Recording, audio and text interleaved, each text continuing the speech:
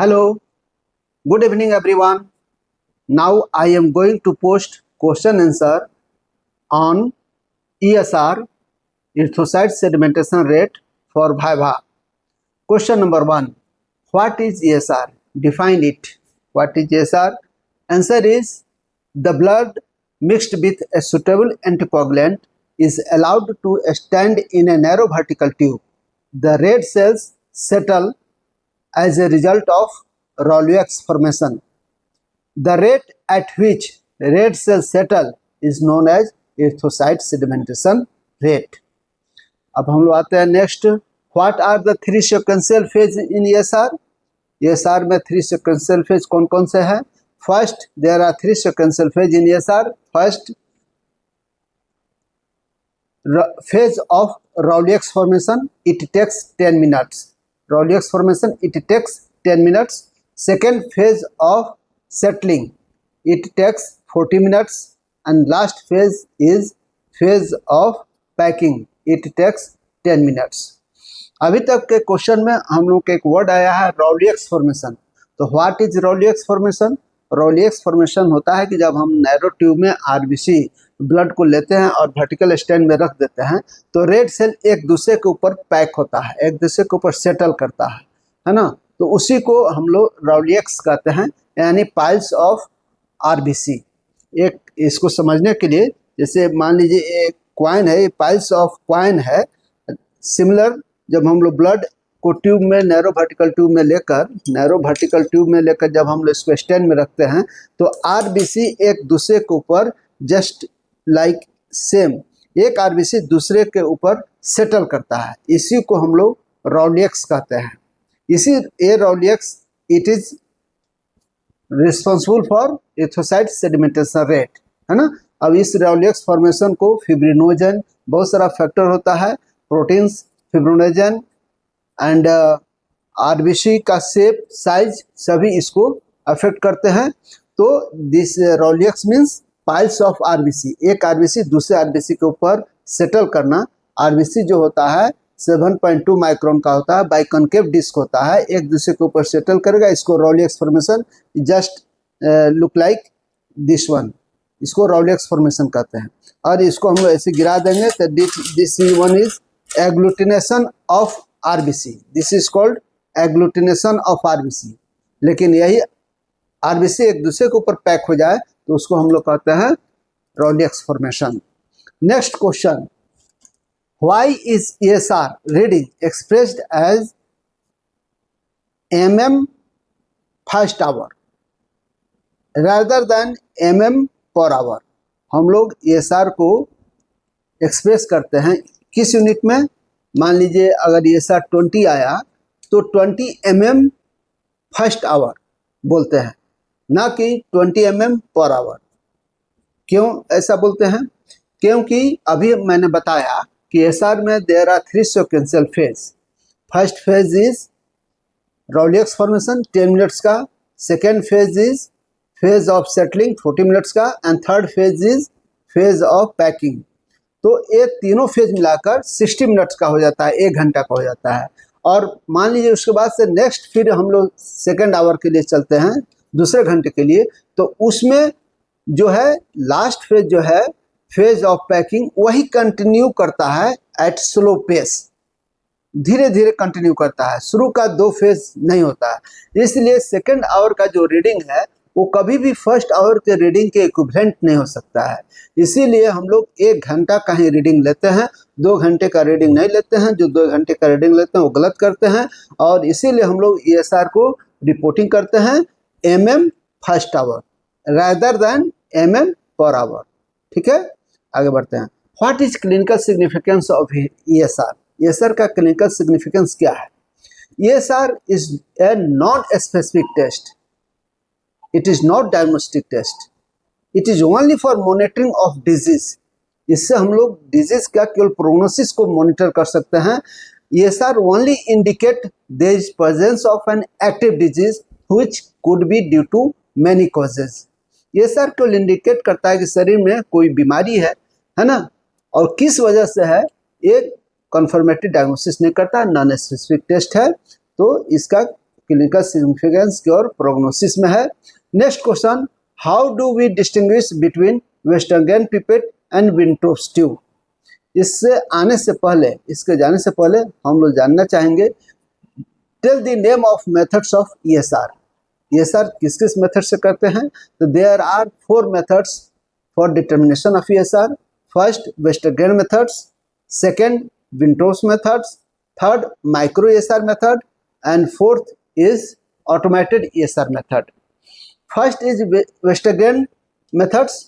वेस्टरगैर्ड methods में एक Westergren pipette होता है, this one is Westergren pipette. Westergren pipette, it is 30 centimeter long and it is pipette because it is open at both ends।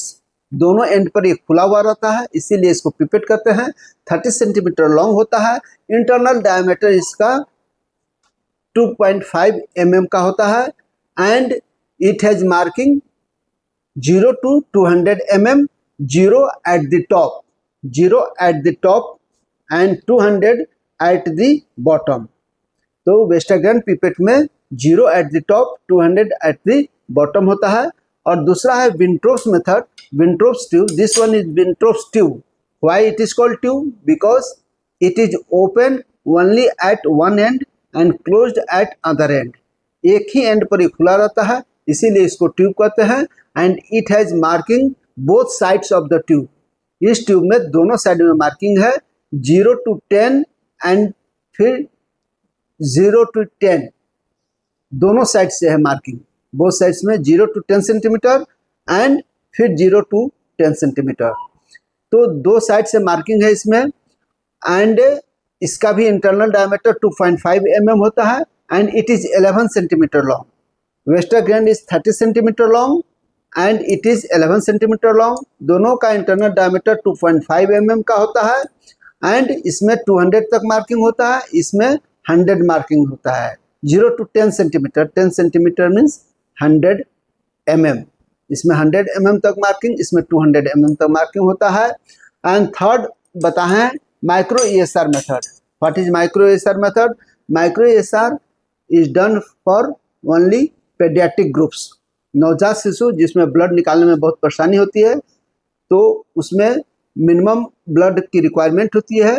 तो micro ESR method is only for paediatric groups. And कुछ burn के case में जिसमें blood निकालने में बहुत दिक्कत होती है, कम मात्रा में ब्लड निकलती है, तो उस केस में भी माइक्रो ESR का यूज हम लोग कर सकते हैं।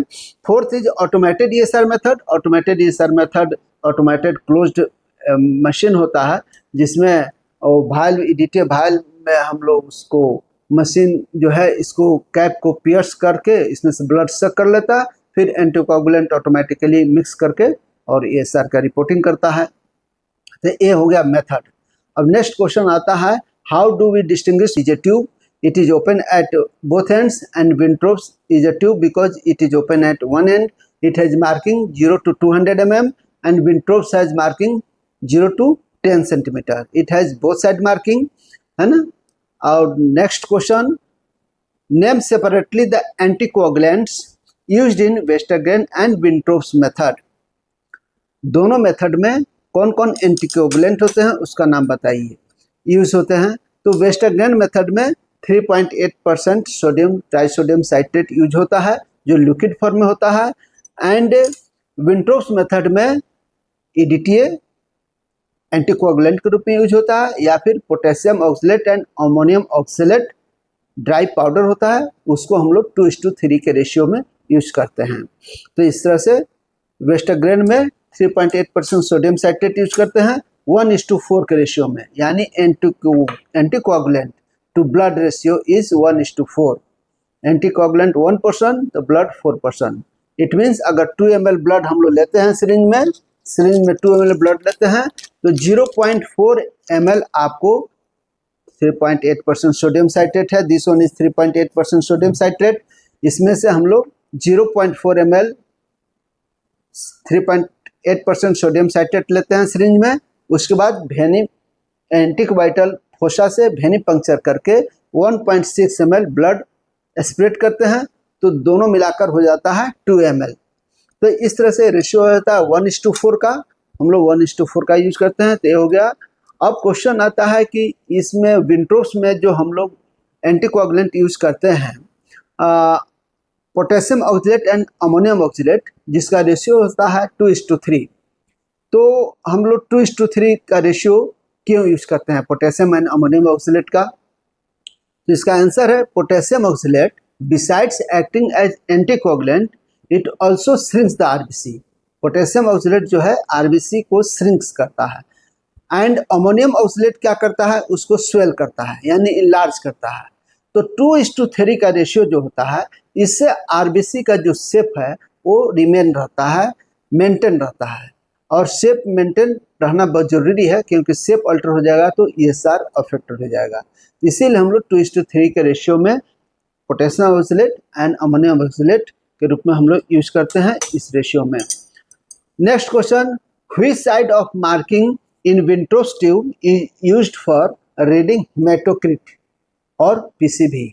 विंट्रोप्स ट्यूब के किस साइड के मार्किंग को हम लोग पीसीबी निकालने के लिए हम लोग यूज करते हैं?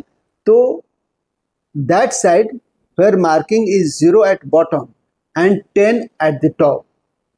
पीसीबी निकालने के लिए हम लोग उस साइड की मार्किंग का यूज करते हैं जिसमें 0 at the bottom and top at the 10 at the top. इस साइड को हम लोग पीसीबी या हेमाटोक्रिट, दोनों एक ही है, कि डिटर्मिनेशन के लिए इस साइड का हम लोग यूज करते हैं। नेक्स्ट क्वेश्चन आता है कि how do we fill the Wintrobe's tube free of air bubble? इस विंट्रोप्स ट्यूब को हम लोग कैसे फ्री ऑफ एयर बबल इसको फिल करेंगे? तो विंट्रोप्स ट्यूब को फिल करने के लिए एक पैसर पिपेट आता है जिसमें लॉन्ग कैपिलरी ट्यूब रहता है। हम लोग ब्लड को उस पैसर पिपेट से लेकर इसमें अंदर कैपिलरी को अंदर ले जाते हैं और पैसर पिपेट से इसका फिलिंग बिलो अपवार्ड्स करते हैं, नीचे से ऊपर की तरफ ब्लड को भरते हैं और धीरे धीरे पैसर पिपेट को ऊपर लेते जाते हैं। नीचे से ऊपर की तरफ ब्लड को भरते हुए पैसर पिपेट को ऊपर की तरफ ले जाते हैं ताकि उसमें एयर बबल नहीं आए, क्योंकि एयर बबल आ जाएगा तो ईएसआर का रिजल्ट गलत हो जाएगा। अगर आपके पास पैसर पिपेट नहीं हो तो सिरिंज का भी इस्तेमाल कर सकते हैं, लेकिन निडिल पतला और लंबा निडिल होना चाहिए। लंबा निडिल हो तो सिरिंज से भी डायरेक्ट निडिल को अंदर करके बिलो अपवार्ड्स, नीचे से ऊपर की तरफ हम लोग फ्री ऑफ एयर बबल इसको फिलिंग कर सकते हैं। अब नेक्स्ट क्वेश्चन आता है, out of Westergren and Wintrobe's method which is a preferred method? अगर दोनों मेथड में से कौन सा मेथड को आप प्रीफर करते हैं? द आंसर इज विंट्रोप्स मेथड को प्रीफर किया जाता है, क्योंकि विंट्रोप्स मेथड में हम लोग एक तो फर्स्ट ईएसआर डिटर्मिनेशन हो जाता है, सेकेंड इसी से हम लोग पीसीबी का भी डिटर्मिनेशन कर लेते हैं, पैक्ड सेल वॉल्यूम का, एंड थर्ड इसमें हम लोग जो यूज करते हैं एंटीकोगुलेंट ईडीटीए, उस ईडीटीए ब्लड से हम लोग सीबीसी भी कर लेते हैं, सीबीसी, है ना। तो एंड इसमें जो सुपरनेटेंट फ्लूइड प्लाज्मा जो रहता है उस प्लाज्मा के यूटिलाइजेशन हम लोग कोआगुलेशन स्टडीज के लिए भी कर लेते हैं, है ना। तो इसीलिए हम लोग विंट्रोप्स ट्यूब मेथड को प्रीफर करते हैं, ठीक है। Next question is ESR increased in which condition? किस कंडीशन में ईएसआर बढ़ा हुआ रहेगा? ईएसआर आपको ट्यूबरकुलोसिस में बढ़ा हुआ रहता है, एनीमिया में बढ़ा हुआ रहता है, मल्टीपल माइलोमा में बढ़ा हुआ रहता है, रूमेटॉइड आर्थराइटिस में बढ़ा हुआ रहता है, क्रोनिक लीवर डिजीज में बढ़ा हुआ रहता है, शॉक में बढ़ा हुआ रहता है। यानी कि कोई भी कंडीशन हो जिसमें टिश्यू ब्रेकडाउन हो, उस कंडीशन में आपको ईएसआर बढ़ा हुआ रहता है। एनीमिया में भी ईएसआर बढ़ा हुआ रहता है। Next question, ESR decreased in which condition? ESR decreased in polycythaemia, congestive heart failure, newborn. अब आ जाता है सिकल सेल एनीमिया एंड एस्फेरोसाइटोसिस, इसमें ईएसआर डिक्रीज होता है। इसके पहले मैंने बताया था कि एनीमिया में ईएसआर बढ़ता है और सिकल सेल भी एनीमिया है, लेकिन इसमें घटेगा। क्यों घटेगा? क्योंकि इसमें आरबीसी का शेप अल्टर्ड हो जाता है, आरबीसी का शेप सिकल शेप हो जाता है, इसीलिए इसमें आपको ईएसआर घटेगा। तो ईएसआर बढ़ने और घटने के जो क्वेश्चन है, इसमें जैसे ही आप बोलिएगा कि ईएसआर इंक्रीज्ड इन एनीमिया, तो एक्सटर्नल आपसे पूछ देगा कि सिकल सेल एनीमिया में घटेगा कि बढ़ेगा? Answer is decrease. ESR decrease in sickle cell anaemia due to shape of RBC is altered. ठीक है, अब हम लोग आते हैं what is advantage of Wintrobe's method. Wintrobe's method का क्या एडवांटेज है? तो हम बता दिए हैं कि इस EDTA वायल से हम लोग करते हैं, EDTA एंटीकोगुलेंट यूज करते हैं, जिससे हम लोग CBC भी कर लेते हैं, पैक्ड सेल वॉल्यूम भी निकाल लेते हैं, ESR भी कर लेते हैं, एंड सुपोनेटेंट जो फ्लूइड होता है प्लाज्मा, उससे हम लोग कोagulation स्टडीज भी कर लेते हैं। तो ये रहा ESR पर क्वेश्चन आंसर। और ESR Westergren Wintrobe's and this one is ESR stand, Westergren stand 3.8% sodium citrate solution, and this one is EDTA vial. ये पिंक कलर का होता है कैप, इसका पहचान लीजिए, पिंक कलर के कैप वाले वायल को EDTA वायल कहते हैं। एंड आजकल नया जो आ गया है this one is ESR rack, है ना। इसमें अब जो है ये पूरा इतना ट्यूब वाला लंबा अब नहीं होता है, अब जस्ट लाइक ये पतला सा वेस्टरगैंड पिपेट आता है, एंड डिस्पोजेबल है, एंड 0 पर ये स्टॉपर लगा हुआ है, इससे ऊपर जाएगा नहीं। एंड हम लोग जो वायल लेते हैं EDTA वायल में इसको अंदर लोअर एंड जहाँ 200 मार्किंग है उसको अंदर पुश करते हैं, इसको खोलकर, और खोल के ये जाके ये वायल में इसको पैक कर देता है, और इसको फिर हम लोग स्टैंड में दिस वन वर्टिकली रख देते हैं। देखिए ये सब लगा हुआ है, एंड उसके बाद से 1 घंटा बाद हम लोग रीडिंग ले लेते हैं, और रीडिंग हम लोग जो लेते हैं ना वो वेस्टरगैंड में या फिर विंट्रोप किसी में भी लोअर मेनिस्कस पर लेते हैं, अपर मेनिस्कस पर नहीं लेते हैं। Reading at 1 hour taking at lower meniscus, and this one is disposable. इसको हम लोग डिस्पोज कर देते हैं, 1 टाइम यूज करने के लिए। नया आया है और ये पुराना है, ये वॉशेबल है, इसको हम लोग क्लीन करके फिर दोबारा यूज कर लेते हैं। तो इस तरह से रहा आपका ESR। तो इस पर ESR इस तरह से समाप्त हुआ। That's of, thank you.